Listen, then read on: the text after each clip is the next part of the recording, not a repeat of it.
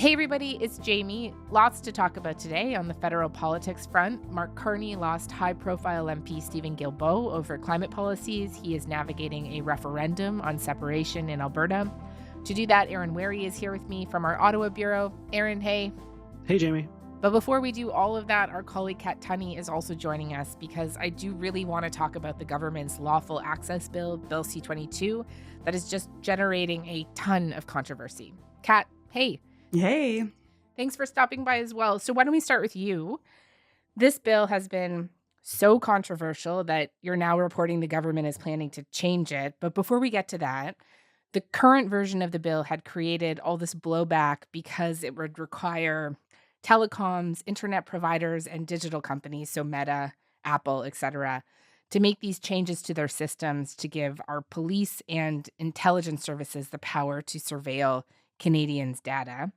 And just flesh this out for me a little bit more. I know it's a very complicated bill, but what does the bill give the police and CSIS, for example, the power to do exactly with our data? Yeah, so there's two kind of main parts of the bill. So I find it helpful in my own head to kind of go through the two parts. So part one, in many senses, is a less controversial element, although, of course, people still have problems with it. So part one would give police and, the Canadian Security Intelligence Service, CSIS, warrantless access to what's being called basic subscriber information. So that's like your name, your telephone number, your email address. So in theory, if police thought that Aaron, who's sitting next to me, is doing something sketchy, they would be able to go to, say, Rogers or Bell or whatever service and say, hey, is this number, can we connect this to Aaron? And it's a yes or no answer. And the service provider would have to say, yes, we do provide him service. So if it passes, that part would be done without a warrant, which does, I think, concern a lot of people. But to be clear, it's not the actual messages. That would come later. They would have to go get a warrant to then, a production order to find out more about what Aaron has been doing. The part one, you might have heard people kind of make the comparison to the phone book, where it used to be that police could get a jump on their investigations by going to a phone book. Remember those? And it would have, your name, your number, even your address. So there's an argument that this would kind of brings the updated phone book. Right. Part two is a much more, I think, controversial part of the bill. And that's what, as you talked about, would put a demand on what's called electronic service providers, which is yet to be defined. They're still working on that through the regulations, but has largely been accepted to mean, your telecommunication companies, as you mentioned, your Apple, your Metas, basically most internet-based companies. It would make them have to update and change their systems so that when police and CSIS do come knocking with a warrant, that is easier and smoother to hand over Canadians' information during these investigations. There's also the minister would have the power to issue orders. They would go through some oversight, but an order on any of these companies to perhaps intercept communication as well. There's a lot of concern around that. And then finally, an issue that gets flagged over and over is the retention of metadata. So this is data about data, but it could, if you carry your phone around in your pocket, that data could include, your location. It could include what number you're in contact with constantly. Core providers would have to retain that metadata for up to a year, and that's also raised a lot of concerns. Yeah. And just elaborate for me a little bit more on why law enforcement feel like they need this. Yeah, this has been called, or at least compared to, one of the most significant changes for police since DNA evidence. That's how important this is to police and CSIS. So think of any crime, obviously, we're hearing a lot about extortion in the news lately. There's horrible cases of revenge porn, missing children, terrorism. Any of those cases, you can just picture the sheer amount of information that police would need or would want to have access to in order to lay charges or for in the case of CSIS, the sheer amount of digital evidence that they would need in order to get a sense of the threat that's going on in Canada. And they've argued they don't have access to that data without what's called a lawful access regime, which is what Bill C-22 would bring in. Right. Okay. Let's deal with the pushback now. So these digital companies have all been pushing back really hard against this, but let's do the straight up civil liberties critique first. We have seen broad critiques from many groups, but the Canadian Civil Liberties Association, for example, has said that this bill would represent, quote, the broadest expansion of government surveillance powers in recent Canadian history, and break down for me the big high-level red flags that they have been raising. Yeah, I think the overarching concern from these groups is the increasing of the surveillance state, that the government is turning to tech providers, to these companies, to maintain and change their systems in the name of helping police and spies. Two groups that they would argue were here to make Canadians safe, but, you can, let's be honest, if you go through their history, there's a reason why perhaps many Canadians are skeptical of their intentions here. There's been questions about, these orders that the public safety minister would have if the bill passes. Could they order my Google Home to listen in to me? That's a big concern. And on the metadata front, we've heard from, a privacy advocate, Michael Geis, who's probably one of the most vocal critics of the bill. He's made that case that if you're carrying your phone around and is pinging your location, essentially the government has created a surveillance map of where you've gone. And there is, I think, a consensus on this side that creating that massive pool of metadata is very attractive to hackers and foreign adversaries as well. Right. Vulnerabilities there. And researchers at the Toronto Citizen Lab, I know, are also worried that this could potentially lead to unfettered surveillance of Canadians in Canada by Americans too, right? Am I right about that? Yeah, there's a piece in the Walrus. They're connecting Bill C-22 to the fact that Canada and the U.S. are in the midst, or at least are stalling negotiations around the Cloud Act, which is around American access to information. Yeah. For what it's worth, the Liberal government is rejecting the premise of the article. They point that in this bill, the idea is that you need a warrant to get most of this information. That being said, you should know that the bill does talk about cooperation. That's because it's in many sense in Canada's interest to cooperate with our allies. We import a lot of intelligence. We get a lot of tips from the FBI. So there is a part of the bill that talks about making that system work a little bit easier. But it should be noted that it does talk about when a foreign government is seeking information, that there is a process they have to go through the court. So again, I think it is very important as we talk about the Cloud Act, as we watch what Canada and the U.S. are going to do on that front, to keep that piece at top of mind. But should also note that the Bill C-22, which is what we're talking about today, does have some safeguards that would make sure that it goes through the court system as well.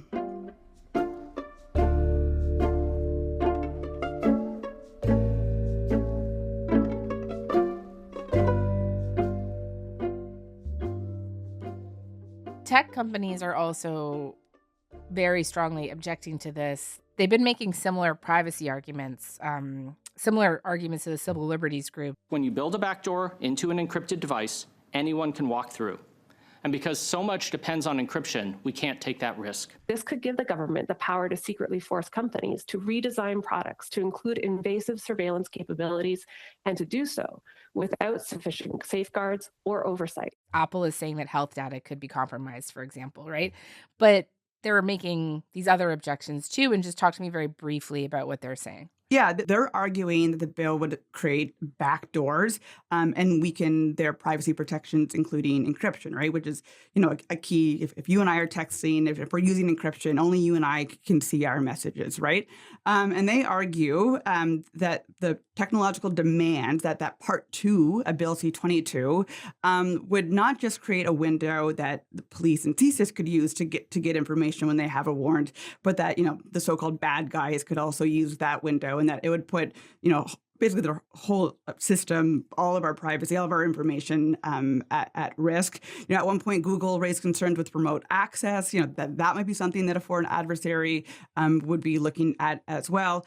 This is the second attempt that this government has made to pass lawful access. Yeah. This version of the bill does include a line that says you cannot introduce a systemic vulnerability. But big tech has argued that that's not enough, that the intentions aren't enough, and they've been seeking some more clarity around encryption. And we have seen some real lines in the sand, in a signal which I use, is an encryption messaging app. It says that it might have to withdraw its services from Canada, so have some VPN services.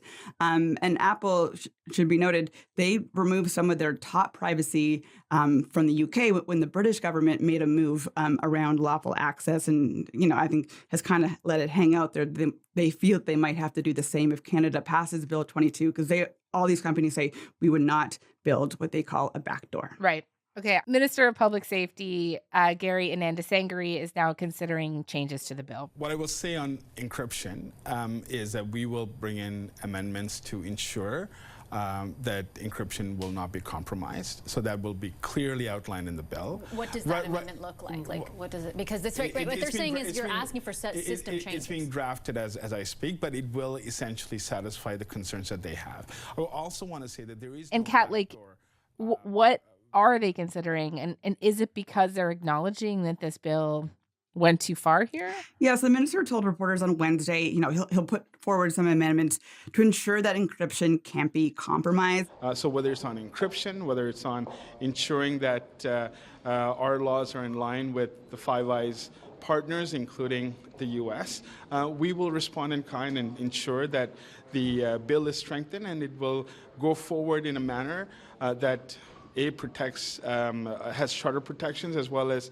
it is in line with Canadian values.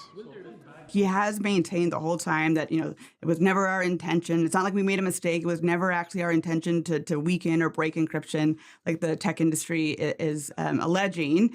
But it's clearly in response to this swelling opposition. At the same time that he was saying we're going to make these amendments, he did take a swipe, at big tech. We're living in a world where big tech, whether it is Apple, Google, or the range of other big tech companies, are operating without any type of accountability, without any type of protection of privacy. So when we talk about privacy, there's a real conversation to be had as to what that entails. So the companies that are coming forth and talking about privacy protection, talking about vulnerabilities, better step up and provide their path to how they're protecting the privacy rights of Canadians. He stopped a little bit short of calling them hypocritical, but I think you could read between the lines that he was making the argument that it's a little bit rich that they seem so seized with privacy, but leave that there. He's clearly we're going to see him move forward with these amendments. They have a majority, so it's not like he necessarily had to do it. But I think, as we've seen, there's just, this wall of opposition. It's a crucial bill that really, with high stakes. So perhaps they were worried about some social currency there as well. Now, we will also see if the Conservatives put amendments forward that the Liberals will accept. So we'll ultimately have to wait to see how much this bill will change. But there is some changes are coming. And I guess for me to say, just before we let you go, even if they make those changes on amendments, it's still not going to assuage all the concerns that we talked about earlier around the expansion of the surveillance state. No, I think there are people who are very concerned with giving law enforcement and CSIS more powers. These are, two pillars that already have incredible powers. So, yes, I think people are going to be, upset that this bill is passing no matter what. On the other side, we heard testimony this week from police saying, we're coming to you on bended knee, was the word being used, saying we cannot keep pace with what is out there, and that investigations are at risk. So I think no one's going to be truly happy on the privacy and civil liberty side if this bill passes. But it does seem that these changes will at least perhaps soothe, we'll see, but soothe or at least attempt to soothe some of the concerns around encryption, and that argument that the bill actually would have made cybersecurity at risk for all Canadians. They seem to be trying to take that argument off the table. Okay. Kat, that was great. Super clear. Thank you. I know you have to run to a committee meeting actually on this issue happening on Parliament Hill. So thank you. It never ends. All right. Thanks for having me. Okay. We're going to be right back. And Aaron, we're going to pick up with you to talk about resignations and referendums. Sounds great.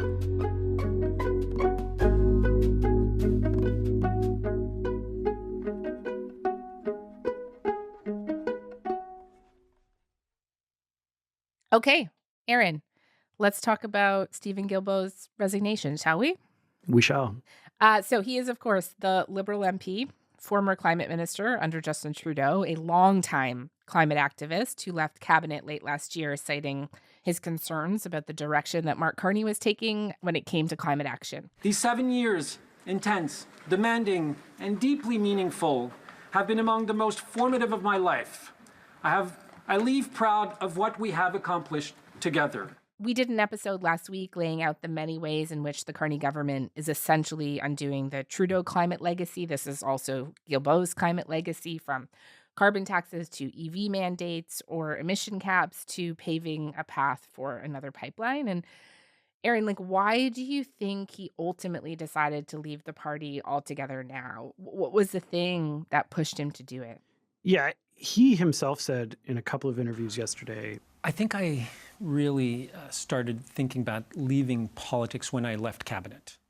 Around the Memorandum of Understanding with Alberta, he framed, his staying on in the last little while as an attempt to influence a couple policies that were still in development, the nature strategy. Which ended up landing very well and very close to what I had worked on before leaving the nature portfolio in November of 2025. Some moves the Carney government made around climate finance, international climate finance. But I think the MOU is sort of the starting point for his decision. He has said he thinks the government is backsliding on climate action. And in so many words, I think he said yesterday that he thinks he can have more influence on climate policy outside Parliament, outside government, than he could have within it at this point. My reason for being in politics is to be able to continue advancing these issues. And right now I see that on some of them, certainly climate change, it's not a place where I can continue advancing these issues. So I'm not giving up. As Voltaire would say, I'm not going back to my garden. I will continue to work on these issues in one way or the other. Right, so you were welcome to stay in the party and in the caucus, but just kind of not willing to stay in the caucus at this point because you want to make meaningful change and you need to do that outside government. Yeah, that's a fair assessment. This was a guy that a lot of conservatives and the oil and gas industry love to vilify as being this real impediment to growth. Alberta Premier Danielle Smith said, Stephen Guilbeault, who's the architect of most of that. I'm glad to see him go. I think that he has done more to damage national unity probably than any other politician.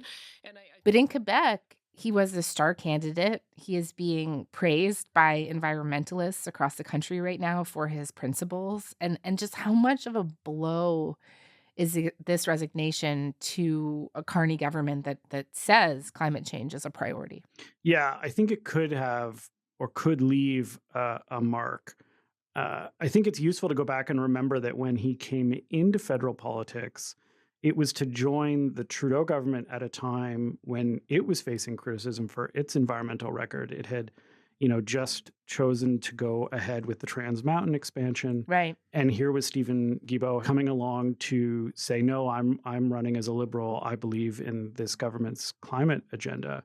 And so I think he bolstered the Trudeau government's environmental credibility. And you can argue now that doesn't matter as much because Canadian voters are more interested in other things, more concerned about other threats. But I think, it's a potential proof point for someone to argue now and potentially in the future that this government doesn't care, the Carney government doesn't care enough about climate change. And I think what people in my line of work will be watching for is, do you see Liberal support in Quebec in particular start to slip?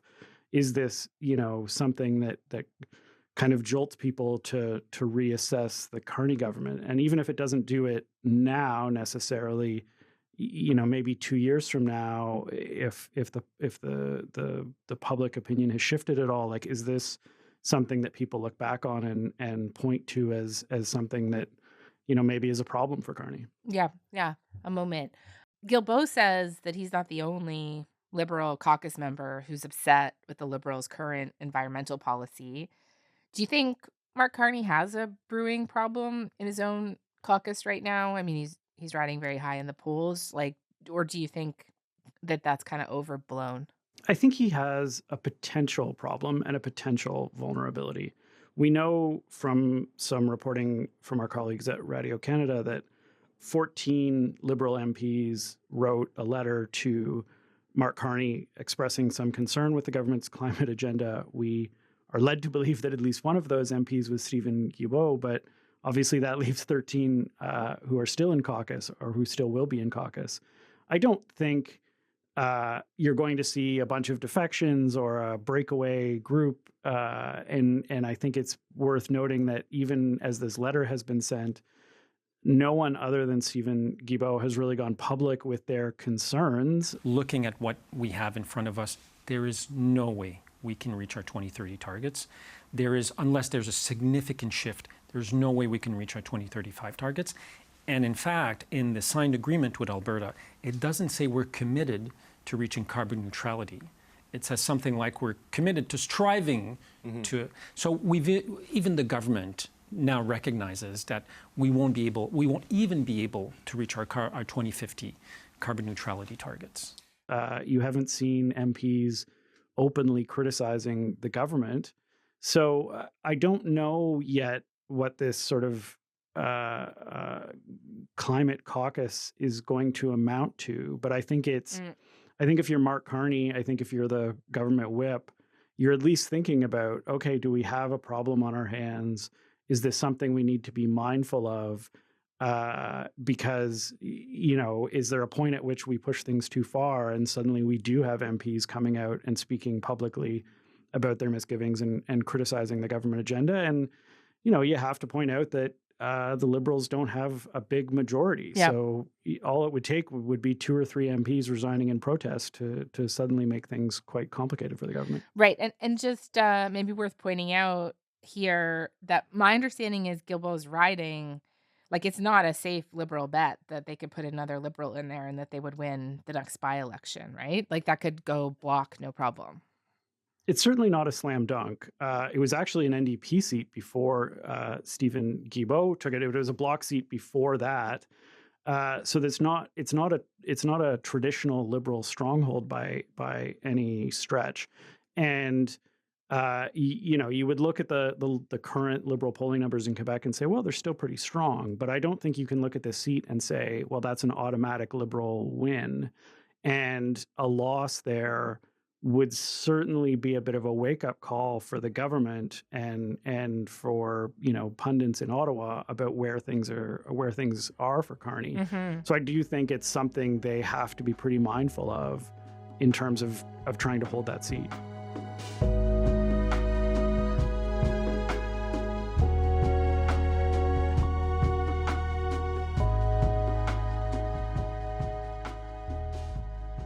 Let's shift to Alberta separatism. We also did a whole episode looking at how this issue is playing out in Alberta this week. And we did touch on Carney a bit, but I do want to spend some more time talking about how the Prime Minister has been responding. Earlier this week, he warned that anyone trying to use this referendum on a referendum in Alberta as leverage would be making a, quote, very dangerous bluff. I saw firsthand what happened in the United Kingdom when the view was vote for this, it'll be soft, and then we'll negotiate. And they're still 10 years later trying to undo what people didn't think they were voting for, but what they ended up having. There was also this revealing hot mic situation where Carney said, back up. What are you doing? This is stupid. You've got an offer. Take it. He's talking to someone and he's saying, what are you doing? This is stupid. You've got an off-ramp. Take it. And lots of people think that he was talking about Danielle Smith there, like saying, why did she not take the off-ramp, which was the court decision to invalidate the petition on separation because the government didn't consult Indigenous rights. And so what do you glean from these public and really not so public comments? Inadvertently public. Yes. I do. Look, we can't know exactly what he was referring to, but he had just moments earlier been asked if he'd had any conversations with Danielle Smith about the referendum and whether he'd given her any advice. And you can certainly look at those comments and say that is the sort of thing Carney might have said to the premier, take this off-ramp, take this excuse to not have a referendum. And I think you can also view it within the context of the other comments you referred to, the comment about a dangerous bluff, the comment that, the referendum's not helpful, the fact that he pointed out that no party in the last Alberta provincial election ran on calling a referendum. Mm-hmm. I think these are all sort of little sort of quibbles or criticisms with what's happening in Alberta. I think it was the first time we've really heard him address the topic. There was some, after Danielle Smith's address to the province and her announcement of a referendum last week, Mark Carney had this photo op in the Library of Parliament. Canada's working. We're working in a spirit of cooperative federalism to make the country better.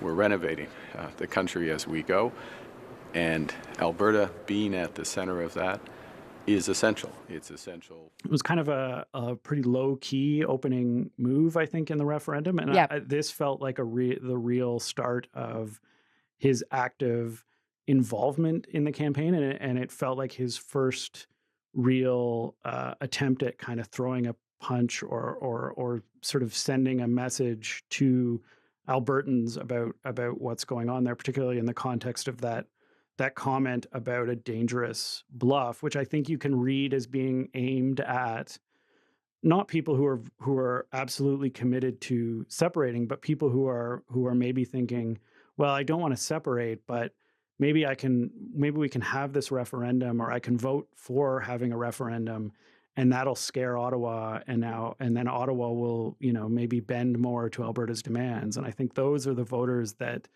if you're a federalist, if you're Mark Carney, you're looking at those voters and trying to persuade them. So this really felt like the start of Mark Carney's active participation in the campaign. I'm going to quote from a piece that you wrote this week. So this is your own quote.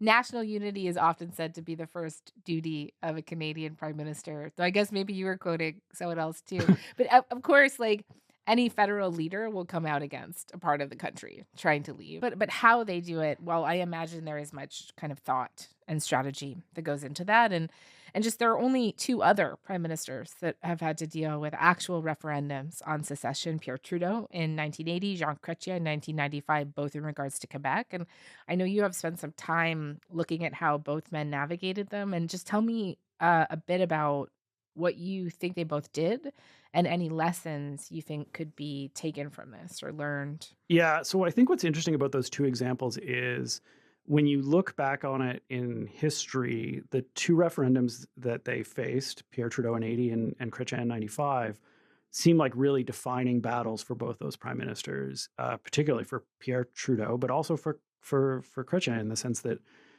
Canada had this kind of near-death experience in 95, and he gives this very famous national television address on the eve of the referendum to speak to Canadians and speak to Quebecers. What is at stake is our country. What is at stake is our heritage. To break up Canada or build Canada. To remain Canadians or no longer be Canadian. To stay or to leave. That is the issue of the referendum. But as much as they were defining battles, defining moments for the prime ministers, both of them were very selective about how they directly weighed into the campaigns. Pierre Trudeau in 1980 made 3 speeches in the referendum campaign, and then Jean Chrétien basically borrowed that model in 95 and only made 3 speeches in the campaign. And I think that speaks to the sense that they were selective about how they could weigh in and were looking for maximum impact. They weren't, going to wade into the day-to-day campaigning. They were going to sort of use their pulpit to send messages and make statements in a way that people were going to hear and listen to. And we don't yet know how Mark Carney is going to approach this referendum. They haven't come out and given us the playbook, but I'm interested to see whether he follows that model of picking a few spots between now and October to make a speech and deliver a message in a way that's going to have real maximum impact, sort of in the way that you think about his speech in Davos that really was impactful because it was, a moment and it said something crystal clear in it. And whether he can sort of have that kind of impact on this referendum, I think is the question. Do you see any big differences that the Carney is dealing with or facing that Trudeau and Chrétien were not? I mean, obviously this isn't a clear question on separation, but like, are you thinking about anything else? Yeah, I think there are some big differences. If you look at 95, there was an official no campaign and an official yes campaign. And the leader of the yes campaign was the leader of the Parti Québécois, and the leader of the no campaign was the leader of the opposition in Quebec. And in this case, there's not going to be sort of set, distinct yes and no campaigns. And you've already seen sort of multiple campaigns, I guess you could call them Remain campaigns, sort of pop up in Alberta, led from sort of different perspectives with different people joining them. So I think the organization of it's going to be different. I think the media ecosystem is just completely different than it was in 1995. I think the concerns about foreign influence or foreign interference are very different now. Fundamentally, the question is the same. Fundamentally, Mark Carney is facing the same kind of fight, but the times are different, and so the circumstances are slightly different. Yeah. Aaron, that was great. That was really interesting. Thank you for doing this. Anytime.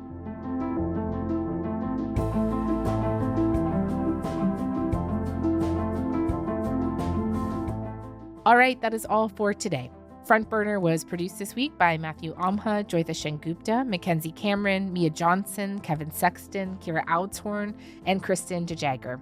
Our YouTube producer is John Lee. Our music is by Joseph Shabison. Our senior producers are Imogen Burchard and Elaine Chow. Our executive producer is Nick McCabe-Locos, and I'm Jamie Poisson. Thanks so much for listening. Talk to you next week.